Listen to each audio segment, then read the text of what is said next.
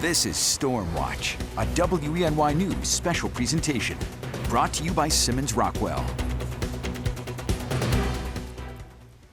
Well, thank you so much for tuning into our annual severe weather special, Storm Watch, brought to you by Simmons Rockwell. I'm Chief Meteorologist Joe Veras, along with meteorologists Catherine Schwalm, Deshaun Robinson, and Connor Friedoff. Over the next half hour, we'll go over a variety of severe weather topics and potential hazards that could impact the Twin Tiers. We will talk about droughts and their effects on our region, especially the Finger Lakes, and the impacts on the wine industry. Plus, Canadian wildfire smoke engulfed the Twin Tiers last summer. We'll look into the reasons why and whether or not we could see more of the same. But first, we start with extreme weather, how New York and Pennsylvania stack up compared to the other areas of the country. Yeah, the weather across the United States is constantly changing and varies quite a bit. Now, while weather conditions don't usually cause significant disruption to our day-to-day life, that's not always the case. Extreme weather events have occurred all across the country and unfortunately are becoming more common. But are certain regions more prone to these extreme weather events? And how does New York and Pennsylvania compare to other states in terms of extreme weather? We turn to the National Centers for Environmental Information for the answer. The National Centers for Environmental Information, or NCEI for short, document and record natural disasters all across the country. These natural disasters can include drought, floods, severe storms, tropical cyclones, wildfires, and winter storms. The agency relies on core partners to help document the events when they occur. Some of our key partners would be, of course, the 122 different National Weather Service offices across the country, FEMA, USDA in terms of crop damage and agricultural impacts, the National Interagency Fire Center, U.S. Army Corps of Engineers in terms of levee exposure and damage. But of course, individual state emergency management agencies are also very important, as well as private sector information from the insurance and reinsurance industries. Of course, types of natural disasters such as wildfires or tropical cyclones tend to be more prone to specific regions of the country. But no matter the type of disaster, the task of assessing damage begins on the local level. We rely pretty heavily upon our public works departments at the county level and at the local level. The local highway superintendents, the village street department superintendents, pushing that information up to us. We can also bring in resources from the state. The state has damage assessment teams that come in and help us with providing some damage assessment information and assisting local code enforcement officers with determining what needs are being met in the community. We did that during Tropical Storm Fred. The National Centers for Environmental Information collect all of this data from the local and state levels and document weather disasters from all across the country. To help single out the more extreme events, the NCEI has grouped ones that have damages exceeding $1 billion. Adjusted for inflation, there have been 377 of these billion-dollar disasters since 1980, with some occurring in every state.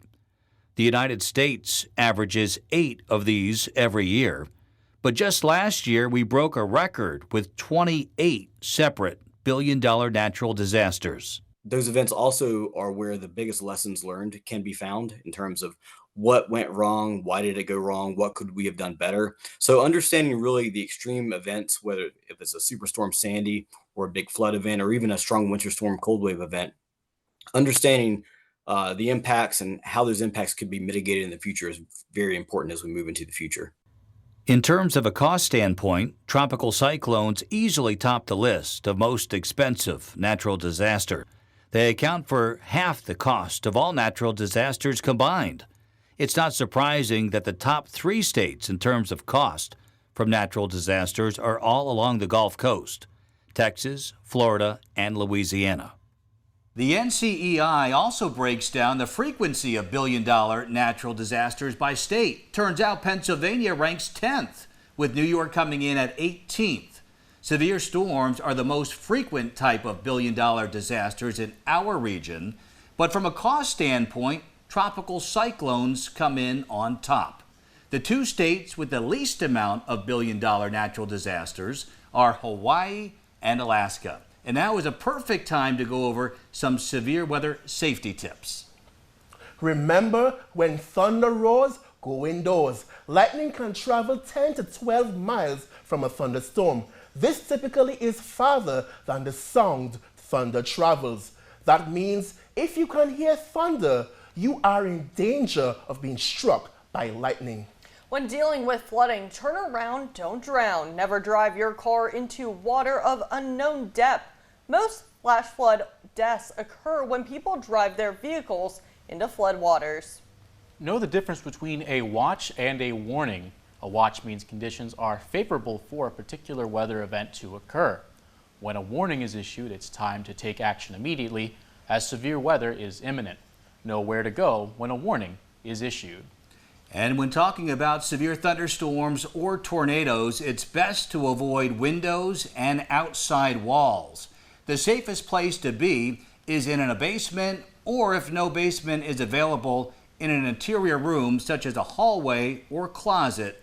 Those are other good options. And when we come back, droughts can occur here in the Twin Tiers, but have you wondered how they impact local agriculture? We'll give you an inside look on how a Finger Lakes winery helps lessen the impacts during dry stretches. Plus, thunderstorms are one of the most common severe weather threats that impact our region. We will explain how thunderstorm winds can be just as dangerous as a tornado. Stick with us. You're watching Storm Watch, brought to you by Simmons Rockwell. You're watching Storm Watch, brought to you by Simmons Rockwell. We now return to Storm Watch, brought to you by Simmons Rockwell. Well, throughout the summertime, the Twin Tiers experiences plenty of thunderstorms, some more severe than others. And one of the constants of severe storms in this region is the threat of high winds and their potential to cause damage. However, not all wind is the same, as certain types of gusts can often pose a threat from above. The classic thunderstorm is a staple of summer weather. The contrast of steady and sometimes calming rainfall and the occasional clap of thunder creates a unique sensory experience. No two thunderstorms are alike. Some are brief and uneventful, while others are long-lasting and damaging. One of the most common threats associated with severe thunderstorms is high wind, and one of its most dangerous derivatives, the downburst. When a severe thunderstorm produces downburst winds, what happens is you have a pocket of rain-cooled air accelerate to the ground like a water balloon and then just splat on the ground and spread out divergent directions. And it can be very powerful. It can be up to 100 miles per hour, just as strong as most of our tornadoes around here. Downbursts are capable of producing straight-line wind gusts of up to 150 miles per hour.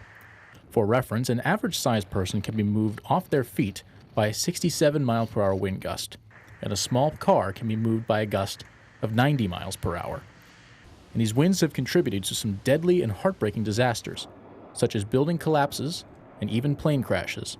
You can get plenty of tree damage, trees and power lines, but structures can also, unfortunately, receive heavy damage as well, not just from trees falling on structures, but you get things like barns or other structures that have a pretty wide size, area that can be picked up and lofted by these winds. Innovations in weather forecasting like dual polarization and the terminal weather Doppler radar have helped make air travel even more safe in the present day. Despite this, straight-line wind damage costs Americans millions of dollars each year and is sometimes part of large thunderstorm complexes such as derechos. These can happen in the middle of the night, and in fact, they often do. Some of our more infamous derechos over the years have occurred in the middle of the night, have killed or injured people like while they're camping or what have you, and just not realizing that they're sitting ducks in the path of a severe windstorm coming right their way at 3 a.m. in the morning. The 1998 Labor Day derecho caused $131 million in damage, killing 7 and injuring 80, and 300,000 homes lost power. The damage profile of derechos differs from tornadoes, as the former tends to push objects in a straight line ahead of the storm, as opposed to pulling it closer to itself like a tornadic storm. Stronger derechos can have peak wind speeds exceed 74 miles per hour, otherwise known as hurricane force, and have been documented in most states east of the Rocky Mountains. Now, climatology suggests that derechos impact the Twin Tiers once every 2 to 4 years with varying intensity. And these long tracking storms occur most commonly during summer when severe weather is most prominent in the region. When it comes to extreme weather, most would think of tornadoes, thunderstorms, and even floods. Although hurricanes and tornadoes are a bit more dramatic, droughts are among the most costly weather-related events. Droughts not only have agricultural impacts, but can disrupt the supply chain worldwide. While the Twin Tiers has not seen a drought like the Dust Bowl of the 1930s, it doesn't mean we don't see drought. Drought is a complicated phenomenon and can be hard to define. Jim Brewster, Senior Service Hydrologist at the Binghamton National Weather Service, explains. The drought is actually fairly complicated, but simplest of terms, it's a deficit of something. And when I say something, there are many somethings involved with drought that can be in deficit. Brewster's job is to study the Earth's water and the impact of precipitation on rivers and groundwater, along with monitoring drought conditions. Droughts are caused when regular weather patterns are interrupted, which causes a disruption to the water cycle. They have 5 different categories, which are meteorological, hydrological, agricultural, ecological, and socioeconomic. So when we start to get in that socioeconomic drought is when, the red flags go off in front of my face anyway. What is a socioeconomic drought? Well, it is based on the impact of drought conditions on supply and demand. It occurs when the demand for an economic good exceeds the supply as a result of a weather-related deficit in the water supply. One of the areas at risk for a socioeconomic drought, our wineries. With above-average temperatures and little precipitation, that means small grape yield and even smaller batches. I spoke with the co-owner of Wagner Vineyards, John Wagner, who explained the impact a drought has on his business. In general, I would say I prefer the drier years, but excess, when it gets into drought level dryness, that's when we can have a problem, because the vines they need the moisture in the soil. Younger vines are more susceptible to drought because they have shallower roots and need water more than mature vines. However, too much water also poses a risk. Wagner says that the vines do not want standing water in the soil as they would drown the plant. Rather, timely rains throughout the season to help the vines grow. There is a positive side to both wet and dry seasons in terms of wine. Wagner says a drier season would mean a more concentrated wine flavor with a smaller crop yield. While a wetter season grows a lot of grapes, it dilutes the wine. While drought is a naturally occurring part of the weather cycle and cannot be prevented, there are ways humans have worked around the impacts of a drought. So another thing we do here at Wagner Vineyards, we farm about 150 acres of organic hay. So we bale that hay into round bales. We do about 1,000 round bales a year, and we roll those round bales out into the vineyard, in between the vines. So that serves as a layer of mulch. And just as though you would mulch your garden, in dry conditions, you can peel back that mulch and you can find soil moisture. Wagner mentions this practice is beneficial in many ways as it conserves moisture and even helps mitigate erosion on their vineyard. When it comes to drought, there can be positive and negative impacts on the region. You can count on the First Warning Weather Team for updates throughout the year on the latest drought index. All right, well, coming up, this year's hurricane season is right around the corner, and experts are forecasting an active season. The WENY First Warning Weather Team will discuss potential impacts locally. And we all remember the thick smoke that drifted into the Twin Tiers last summer. We talked to a forest fire research scientist to see whether or not similar conditions could happen again this year. Stick with us, you're watching Storm Watch, brought to you by Simmons Rockwell. We now return to Storm Watch, brought to you by Simmons Rockwell. 2023 was a year of extremes when it comes to weather and climate. One particular event that raised eyebrows in the global community was the magnitude of the Canadian wildfires. Wildfire smoke from these fires pushed into the 20s, significantly reducing air quality. In June 2023, the 20th saw unprecedented levels of smoke in the region as Canadian wildfires raged north of the border. Although we were located hundreds of miles from the initial blaze, the smoke impacted local visibility, also bringing with it the heavy odor of smoke. The smoke also pushed local air quality levels into the hazardous range, so much so doctors with Arnott saw a rise in people seeking care for respiratory issues. We had both an increase in emergency room visits that we saw right here at the Arnott, but also people calling into our office, coming in for sudden worsening of their breathing. Ellen Whitman from Canada's Forest Fire Resources says fire season typically starts in June and continues into the fall. She says that wildfires are a part of the natural cycle in Canada. So why did 2023 stand out? So we certainly think that El Nino probably played a role. It was an El Nino year, and that tends to produce very warm summers in Canada, particularly in Western Canada, and it can also be associated with dry summers as well. The El Nino phenomena describes the warming of the equatorial Pacific Ocean. It cycles approximately every 2 to 7 years and can occur over a year's period. This warming disrupts the Earth's atmosphere, altering weather conditions around the globe.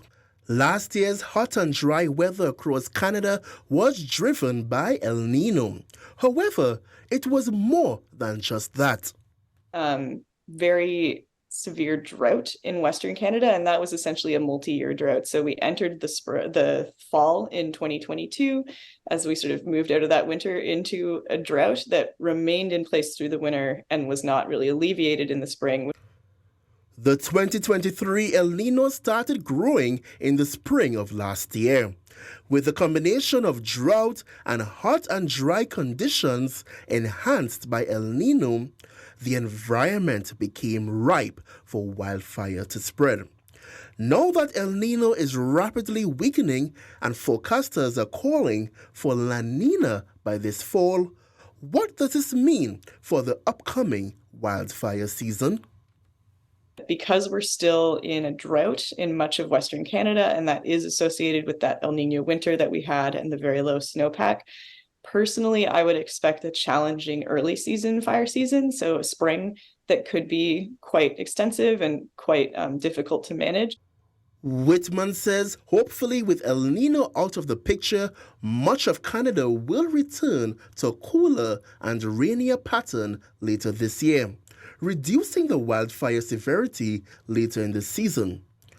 When it comes to protecting your health, doctors at Arnott says knowing the Air Quality Index, or AQI, is very important. Everybody, no matter what medical conditions you have, should be aware of the AQI. That's, it's on the weather app on the iPhone, on Android. You can see the number. If it's above 100, you should be aware. Something is going on in the air, so start to be careful, read the news, check the news. He also says a HEPA filter can be beneficial for sensitive groups. Wildfires are part of the natural cycle in Canada. With this season already underway with an active start expected, you can trust WENY First Warning Weather Team to track wildfire development throughout the season. Hurricane season begins June 1st. Experts are already monitoring favorable conditions in the Atlantic Basin. After the break, we will take a look at why we are anticipating an active season. You're watching Storm Watch, brought to you by Simmons Rockwell. Welcome back to Storm Watch. June 1st is usually the typical time that hurricane season starts, and looking back in the past for the 2023 hurricane season, we saw 20 named storms in the Atlantic Basin. This ranked 4th for the most named storms in a year. And out of those 20 storms we saw, only one tropical storm made landfall in the United States. Despite the fact we had El Nino mitigating tropical development in 2023, we ended up having a very active year. This is all due to record warm ocean temperatures we saw in the Atlantic. And that is why we are very concerned for this year. Last year we had record-breaking temperatures and also the El Nino, which caused an unfavorable atmosphere. This year, we are still dealing with the record-breaking temperatures. Sea surface temperatures are already in the 80s in some spots, and forecasters are calling for La Nina, which means less wind shear and a more favorable atmosphere, which could lead to much more development this year. And when you look at the calendar to see when some of these storms are more likely, as we get later in the summer, more towards September and October, is typically when we see the highest chances of these storms to form. But with favorable conditions already popping up, likely in June, we could see a bit of an earlier start to some of the more active portion of this year's hurricane season. And as we take a look at the expected outlook this year, a lot of experts forecasting, again, an above average season. The Colorado State forecast showing 23 forecast named storms compared to the average, which is 14, 11 of them being hurricanes and 5 potential major hurricanes. And here's a look at some of the tropical cyclone names as we progress through the season. So hopefully we don't get too far down on this list, but unfortunately all signs are pointing to an above average year, and unfortunately not good news for us here in the Twin Tiers. Of course, we will track all tropical development because any one of those particular storms could eventually have impacts on our region. We've seen some of our worst flooding years in the past due to remnants of tropical systems. Obviously, severe weather and even tornado outbreaks also accompany the remnants of tropical systems. So we'll remain vigilant and continue to track any developments moving forward as we progress through the hurricane season. Hoping for the best, but unfortunately, it's looking a bit ominous, like last year, all across the Atlantic Basin. Well, that'll do it for this year's edition of Storm Watch. As always, you can count on the WENY First Warning Weather Team to keep you safe during severe weather seasons. Thank you for watching and have a great evening. This has been a WENY News special presentation. Storm Watch, brought to you by Simmons Rockwell.